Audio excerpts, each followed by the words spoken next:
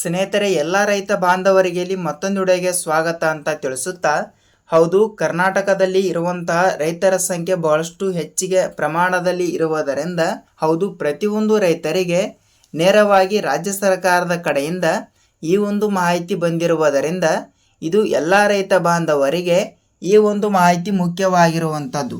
ಹೌದು ವೀಕ್ಷಕರೇ, ಬೆಳೆ ಹಾನಿ ಪರಿಹಾರ ಹಣ ಅಂದರೆ ಬೆಳೆ ಹಾನಿ ವಿಮಾ, ಈ ಒಂದು ಹಣವನ್ನು ಕೂಡ ಉಳಿದ ರೈತರ ಖಾತೆಗಳಿಗೆ ಇನ್ನೂ ತನಕ ಇಲ್ಲಿ ₹1 ಹಣ ಅನ್ನೋದು ಕೂಡ ಪ್ರತಿಯೊಬ್ಬರಿಗೂ ಕೊಡಲಿ ಬಿಡುಗಡೆನೇ ಆಗಿಲ್ಲ. ಹೌದು, ಇದು ಎಲ್ಲ ರೈತರಿಗೂ ಕೊಡಲಿ ನೇರವಾಗಿ ಹಣ ಅನ್ನೋದು ಕೊಡಲಿ ಪ್ರತಿಯೊಂದು ರೈತರಿಗೂ ಸಹಿತ ಬಿಡುಗಡೆ ಆಗಲೇಬೇಕು. ಈಗಾಗಲೇ ಇದು ಪ್ರತಿಯೊಂದು ರೈತರಿಗೂ ಸಹಿತ ಬಿಡುಗಡೆ ಆಗ್ತಾ ಇರುವುದರಿಂದ ಖಂಡಿತವಾಗಿಯೂ ಕೂಡ ವೀಕ್ಷಕರೇ, ನೇರವಾಗಿ ಎಲ್ಲರ ಖಾತೆಗಳಿಗೂ ಕೂಡ ಒಮ್ಮೆಲೆ ಹಣ ಅನ್ನೋದು ಕೊಡಲಿ ಬಿಡುಗಡೆ ಆಗಬೇಕಾದ್ರೆ ನಿಮಗೆ ಇಲ್ಲಿ ಈ ಒಂದು ಚಿಕ್ಕ ಕೆಲಸ ಕಡ್ಡಾಯವಾಗಿರುತ್ತದೆ. ಹೌದು ವೀಕ್ಷಕರೇ, ಯಾವ ಚಿಕ್ಕ ಕೆಲಸ ಅಂತ ನೀವು ನಮಗೆ ಕೇಳ್ತಾ ಇರ್ತೀರಿ.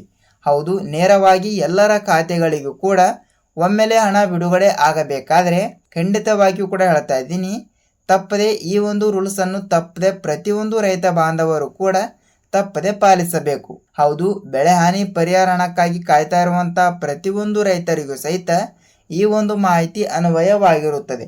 ಬನ್ನಿ, ಹಾಗಿದ್ದರೆ ಏನೆಲ್ಲ ಮಾಹಿತಿ ಬಂದಿದೆ ಮತ್ತು ಅದೇ ರೀತಿಯಾಗಿ ಕೂಡ ಇಲ್ಲಿ ಖುದ್ದಾಗಿ ಯಾರು ಅಂದರೆ ರಾಜ್ಯದ ಮುಖ್ಯಮಂತ್ರಿ ಆಗಿರುವ ನಮ್ಮ ಡಿ.ಕೆ. ಶಿವಕುಮಾರ್ ಸರ್ ಅವರಾಗಲಿ ಮತ್ತು ಅದೇ ರೀತಿಯಾಗಿಯೂ ಕೂಡ ಕಂದಾಯ ಇಲಾಖೆಯ ಸಚಿವರಾಗಿರುವ ಕೃಷ್ಣ ಬೈರೇಗೌಡ ಸರ್ ಅವರು ಕೂಡ ಈ ರೀತಿ ಒಂದು ಹೇಳಿಕೆ ಕೊಟ್ಟಿರುವುದರಿಂದ ಹೌದು, ರಾಜ್ಯಾದ್ಯಂತ ಇರುವಂತಹ ಇಲ್ಲಿ ನೋಡಿ ವೀಕ್ಷಕರೇ, ರೈತರ ಸಂಖ್ಯೆ ಎಷ್ಟು ಅಂದರೆ 14.25 ಲಕ್ಷ ರೈತರು ಕೂಡ ಇರುವುದರಿಂದ ಅಂಥವರ ಖಾತೆಗಳಿಗೆ ಖಂಡಿತವಾಗಿಯೂ ಕೂಡ ಬೆಳೆ ಹಾನಿ ಪರಿಹಾರ ಹಣವನ್ನು ಪಡೆದುಕೊಳ್ಳುತ್ತಿರುವಂತಹ ಪ್ರತಿಯೊಂದು ಫಲಾನುಭವಿಗಳಿಗೆ ನೇರವಾಗಿ ಹಣ ಅನ್ನೋದು ಕೂಡ ಪ್ರತಿಯೊಬ್ಬರ ಖಾತೆಗಳಿಗೂ ಕೂಡ ಬಿಡುಗಡೆ ಆಗಲೇಬೇಕು.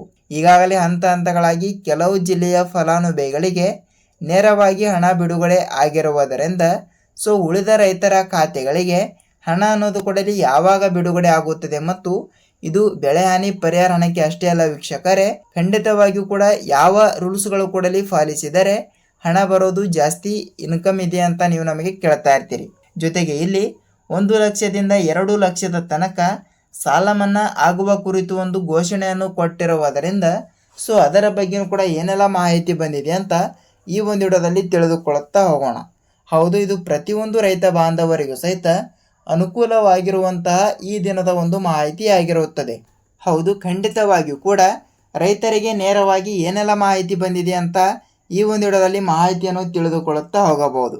ಹಾಗಿದ್ರೆ ಬನ್ನಿ ವೀಕ್ಷಕರೇ, ಈ ಒಂದು ವಿಡಿಯೋನ ಸ್ಟಾರ್ಟ್ ಮಾಡೋಕ್ಕಿಂತ ಮುಂಚೆ ತಮ್ಮಲ್ಲಿ ಒಂದೇ ಒಂದು ರಿಕ್ವೆಸ್ಟ್ ಏನೆಂದರೆ, ನೋಡಿ, ನೀವೇನಾದರೂ ಹೊಸಬರಾಗಿ ನಮ್ಮ ಚಾನಲ್ಗೆ ಭೇಟಿ ಕೊಟ್ಟು ಈ ಒಂದು ವಿಡಿಯೋನ ಫಸ್ಟ್ ಆಫ್ ಆಲ್ ಆಗಿ ನೋಡ್ತಾ ಇದ್ರೆ ಹೌದು, ತಪ್ಪದೇ ನಮ್ಮ ಚಾನಲ್ಗೆ ದಯವಿಟ್ಟು ಸಬ್ಸ್ಕ್ರೈಬ್ ಮಾಡಿ ಮತ್ತು ಅಲ್ಲೇ ಪಕ್ಕದಲ್ಲಿ ಇರುವಂತಹ ಬೆಲ್ ಐಕನ್ ಕೂಡ ನೀವು ಕ್ಲಿಕ್ ಮಾಡಬಹುದು. ಯಾಕೆಂದರೆ ನಾವು ಪ್ರತಿಯೊಂದು ವಿಡಿಯೋಗಳನ್ನು ಕೂಡ ಬಿಡ್ತಾ ಇರ್ತೀವಿ. ಹೌದು, ರೈತರಿಗೆ ಉಪಯುಕ್ತವಾಗುವಂತಹ ಮಾಹಿತಿಗಳನ್ನು ಕೂಡ ನಾವು ಪ್ರೊವೈಡ್ ಮಾಡ್ತಾ ಇರ್ತೀವಿ. ವೀಕ್ಷಕರೇ, ನೇರವಾಗಿ ಎಲ್ಲರ ಖಾತೆಗಳಿಗೂ ಕೂಡ ಒಮ್ಮೆಲೆ ಹಣ ಅನ್ನೋದು ಕೂಡ ಬಿಡುಗಡೆ ಆಗಲ್ಲ. ಈ ಕಡೆ ಉತ್ತರ ಕರ್ನಾಟಕದ ಕಡೆ ಇರುವಂತಹ ಪ್ರತಿಯೊಂದು ಜಿಲ್ಲೆಯಲ್ಲಿ ಇರುವಂತಹ ರೈತರು ಮತ್ತು ದಕ್ಷಿಣ ಕರ್ನಾಟಕದ ಕಡೆನೂ ಕೂಡ ಇರುವಂತಹ ಪ್ರತಿಯೊಂದು ಜಿಲ್ಲೆಗಳಲ್ಲಿ ಲೊಕೇಟ್ ಆಗಿರುವಂತಹ ಪ್ರತಿಯೊಂದು ರೈತ ಬಾಂಧವರಿಗೂ ಸಹಿತ ಈ ಒಂದು ಮಾಹಿತಿ ಅನ್ವಯವಾಗಿರುತ್ತದೆ. ಇದು ಎಲ್ಲರಿಗೂ ಸಹಿತ ಇಂಪಾರ್ಟೆಂಟ್ ಆಗಿರುವ ಮಾಹಿತಿ ಆಗಿರುವುದರಿಂದ ಇವತ್ತು ಕೂಡ ಬೆಳೆ ಹಾನಿ ಪರಿಹಾರ ಹಣಕ್ಕಾಗಿ ಕಾಯ್ತಾ ಇರುವಂತಹ ಪ್ರತಿಯೊಂದು ಫಲಾನುಭವಿಗಳಿಗೂ ಸಹಿತ ಏನೆಲ್ಲ ಮಾಹಿತಿ ಬಂದಿದೆ ಅಂತ ನಾವು ಒಂದೊಂದಾಗಿ ತಿಳಿದುಕೊಳ್ಳುತ್ತಾ ಹೋಗೋಣ. ಬನ್ನಿ. ಹೌದು ವೀಕ್ಷಕರೇ, ರಾಜ್ಯ ಸರ್ಕಾರದ ಕಡೆಯಿಂದ ಬಂದ ಮಾಹಿತಿಯ ಪ್ರಕಾರ ಇಲ್ಲಿ ಬೆಳೆ ಹಾನಿ ಪರಿಹಾರ ಹಣದ ಬಗ್ಗೆ ನೋಡ್ತಾ ಹೋದರೆ ನೋಡಿ, ಮೊದಲಿಗೆ ನಾವು 25-26ನೇ ಸಾಲಿನ ಮುಂಗಾರು ಹಂಗಾಮಿನಲ್ಲಿ ಬೆಳೆ ನಾಶವಾಗಿರುವ ಕಾರಣದಿಂದ ಪ್ರತಿಯೊಂದು ರೈತರಿಗೆ ಇಲ್ಲಿ ಬೆಳೆ ಹಾನಿ ಪರಿಹಾರ ಹಣವನ್ನು ಕೂಡ ಬಿಡುಗಡೆ ಆಗಿರುವಂಥದ್ದು. ಯಾವಾಗ ಅಂದರೆ 25-26ನೇ ಸಾಲಿನ ಬೆಳೆ ಹಾನಿ ಪರಿಹಾರ ಹಣ. ಈ ಒಂದು ಹಣವನ್ನು ಕೂಡ ಪ್ರತಿಯೊಂದು ರೈತರ ಖಾತೆಗಳಿಗೆ ಇಲ್ಲಿ ಅವರವರ ಜಮೀನಿನ ಪ್ರಕಾರ ಇಲ್ಲಿ ಎಷ್ಟು ರೂಪಾಯಿ ಹಣ ಕೂಡ ಬಿಡುಗಡೆ ಆಗಬೇಕಲ್ಲ, ಆ ಒಂದು ಹಣವನ್ನು ಕೂಡ ನೇರವಾಗಿ ಬಿಡುಗಡೆ ಆಗಿರುವಂಥದ್ದು. ಆದರೆ ಇಲ್ಲಿ ನೋಡಿ ವೀಕ್ಷಕರೇ, ಅದೇ ರೀತಿಯಾಗಿ ಕೂಡ ಪ್ರತಿಯೊಂದು ರೈತರ ಖಾತೆಗಳಿಗೂ ಕೂಡ ಒಮ್ಮೆಲೆ ಏಕೆ ಹಣ ಬಿಡುಗಡೆ ಆಗಲ್ಲ ಅಂತ ನೀವು ನಮಗೆ ಕೇಳ್ತಾ ಇರ್ತೀರಿ. ಹೌದು ವೀಕ್ಷಕರೇ, ಎಲ್ಲರಿಗೆ ಹಣ ಬಿಡುಗಡೆ ಆಗಲು ಇದು ಖಂಡಿತವಾಗಿಯೂ ಕೂಡ ಒಬ್ಬರಿಗೆ ಇಬ್ಬರಿಗೆ ಮಾತ್ರ ಹಣ ಅನ್ನೋದು ಕೂಡ ಬಿಡುಗಡೆ ಆಗಲ್ಲ. ಸೊ 14.21 ಲಕ್ಷ ರೈತರು ಕೂಡ ಕೇವಲ ಬೆಳೆ ಹಾನಿ ಪರಿಹಾರ ಹಣಕ್ಕೆ ಕಾಯ್ತಾ ಇರುವಂಥದ್ದು. ಅದರಲ್ಲಿಯೂ ಕೂಡ ಕೆಲವರ ಎಲ್ಲ ಡಾಕ್ಯುಮೆಂಟ್ಗಳು ಕೂಡ ಸರಿ ಇದ್ದರೂ ಕೂಡ ಅವರ ಖಂಡಿತವಾಗಿಯೂ ಕೂಡ ಅವರ ಖಾತೆನೂ ಕೂಡ ಡೆಡ್ ಆಗಿರುವ ಸಾಧ್ಯತೆ ಹೆಚ್ಚಿರುತ್ತದೆ. ಆದರೂ ಕೂಡ ಅವರಿಗೆ ಯಾವುದೇ ರೀತಿಯಾಗಿಯೂ ಕೂಡ ಬೆಳೆ ಪರಿಹಾರ ಹಣ 1 ರೂಪಾಯಿ ಹಣವನ್ನು ಕೂಡ ಬಿಡುಗಡೆ ಆಗಲ್ಲ. ಸೊ ಇಂಥ ಉದಾಹರಣೆಗಳು ಕೂಡ ಬಹಳಷ್ಟು ನಡೀತಾ ಇರ್ತವೆ. ಸೊ ಅದಕ್ಕಾಗಿ ಹೇಳ್ತಾ ಇದ್ದೀನಿ, ಪ್ರೆಸೆಂಟ್ ಆಗಿ ಖಂಡಿತವಾಗಿಯೂ ಕೂಡ ವೀಕ್ಷಕರೇ, ನಿಮ್ಮ ತಾಲೂಕಿನಲ್ಲಿ ಇರುವಂತಹ ರೈತ ಸಂಪರ್ಕ ಕೇಂದ್ರಕ್ಕೆ ಸೊ ನೀವು ಒಂದು ಸಲ ಭೇಟಿ ಕೊಟ್ಟು ಅಲ್ಲಿ ಇರುವಂತಹ ಸಿಬ್ಬಂದಿಗಳಿಗೆ ನೀವು ಇನ್ನು ಮುಂದೆ FID ಕೂಡ ಮಾಡಿಸಿದ್ದೀರಾ ಇಲ್ವಾ ಅಂತ ಒಂದು ಸಲ ನೀವು ತಪ್ಪದೆ ನೀವು ತಿಳಿಸಬೇಕು ಅವರಿಗೆ.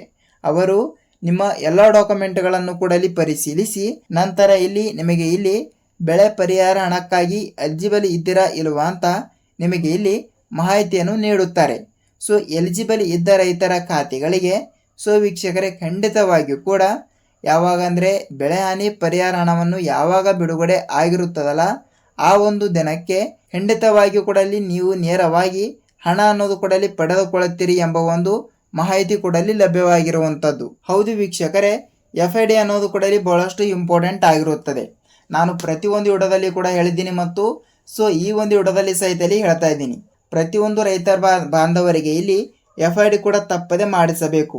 FID ಅಂದರೆ ನಿಮ್ಮ ಜಮೀನಿನಲ್ಲಿ GPS ಆಗ್ತಾ ಇರುತ್ತದೆ. ಅಂದರೆ ಲೈಕ್ ನಿಮ್ಮ ಜಮೀನು ಯಾವ ಜಿಲ್ಲೆಯಲ್ಲಿ ಬರುತ್ತದೆ ಮತ್ತು ನಿಮ್ಮ ಜಮೀನಿನ ಪ್ರಕಾರ ಬೆಳೆ ಪರಿಹಾರ ಹಣವನ್ನು ಎಷ್ಟು ರೂಪಾಯಿ ಸಿಗಬಹುದು ಮತ್ತು ಪ್ರತಿಯೊಂದು ಎಕರೆಗೆ ಅಂದಾಜಾಗಿ ಪ್ರೆಸೆಂಟ್ ಆಗಿ ಎಷ್ಟು ರೂಪಾಯಿ ಹಣ ಬಿಡುಗಡೆ ಆಗಬಹುದು ಮತ್ತು ಪ್ರತಿಯೊಂದು ಹೆಕ್ಟರ್ಗೆ ಎಷ್ಟು ರೂಪಾಯಿ ಹಣವನ್ನು ಕೂಡ ನಾವು ಸಂಪಾದನೆ ಮಾಡಬಹುದು ಎಂಬ ಒಂದು ಮಾಹಿತಿ ಕೂಡ ತಿಳಿದುಕೊಳ್ಳುತ್ತಾ ಇರ್ತಾರೆ ಅಷ್ಟೇ.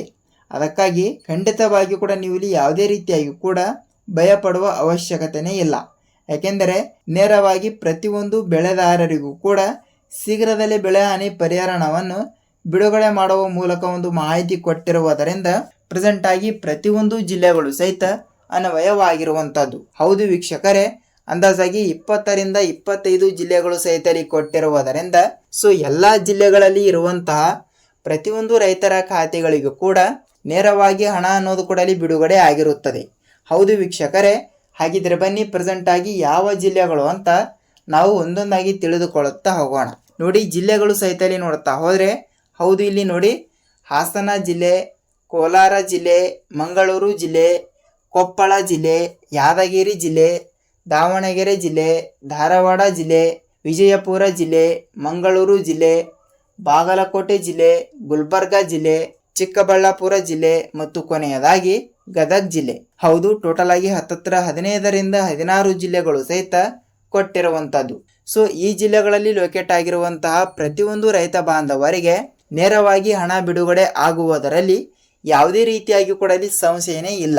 ಖಂಡಿತವಾಗಿಯೂ ಕೂಡ ಹೇಳ್ತಾ ಇದ್ದೀನಿ, ತಪ್ಪದೆ ಪ್ರತಿಯೊಂದು ಜಿಲ್ಲೆಗಳಲ್ಲಿ ಇರುವಂಥವರಿಗೆ ನೇರವಾಗಿ ಹಣ ಬಿಡುಗಡೆ ಆಗಿರುತ್ತದೆ ಅಂತ ಅಂದುಕೊಳ್ಳುತ್ತೀನಿ. ಹೌದು ವೀಕ್ಷಕರೇ, ಈ ರೀತಿ ಒಂದು ಮಾಹಿತಿ ಕೂಡ ಕೊಟ್ಟಿರುವಂಥದ್ದು ಯಾರೆಂದರೆ ಪ್ರಸ್ತುತ ರಾಜ್ಯದ ಮುಖ್ಯಮಂತ್ರಿ ಆಗಿರುವ DK ಶಿವಕುಮಾರ್ ಸರ್ ಅವರು ಮತ್ತು ಸಿದ್ದರಾಮಯ್ಯ ಸರ್ ಅವರು ಮತ್ತು KH ಮುನಿಯಪ್ಪ ಸರ್ ಅವರು ಮತ್ತು ಅದೇ ರೀತಿಯಾಗಿ ಕೂಡ ಕೃಷ್ಣ ಬೈರೇಗೌಡ ಸರ್ ಅವರು ಕೂಡ ಈ ರೀತಿಯ ಒಂದು ಮಾಹಿತಿ ಕೂಡ ಕೊಟ್ಟಿರುವಂಥದ್ದು. ಸೊ ವೀಕ್ಷಕರೇ, ಖಂಡಿತವಾಗಿಯೂ ಕೂಡ ಕೊನೆಯದಾಗಿ ಈ ಒಂದು ಚಿಕ್ಕ ಕೆಲಸವನ್ನು ಪ್ರತಿಯೊಬ್ಬರು ಕೂಡ ತಪ್ಪದೆ ಮಾಡಲೇಬೇಕು. ಹೌದು, ಯಾವ ಚಿಕ್ಕ ಕೆಲಸ ಅಂತ ನೋಡ್ತಾ ಹೋದ್ರೆ ಹೌದು ವೀಕ್ಷಕರೇ, ಖಂಡಿತವಾಗಿಯೂ ಕೂಡ ನಿಮ್ಮ ಬ್ಯಾಂಕಿಗೆ ಒಂದು ಸಲ ನೀವು ಭೇಟಿ ಕೊಟ್ಟು ತಪ್ಪದೆ ನಿಮ್ಮ ಪಾಸ್ಬುಕ್ ಅನ್ನು ಒಂದು ಸಲ ನೀವು ತಪ್ಪದೆ ಪರಿಶೀಲಿಸಬೇಕು. ಯಾಕೆಂದರೆ ನಿಮ್ಮ ಖಾತೆಗೆ ಹಣ ಬಿಡುಗಡೆ ಆಗುವ ಸಾಧ್ಯತೆ ಹೆಚ್ಚಿರುತ್ತದೆ.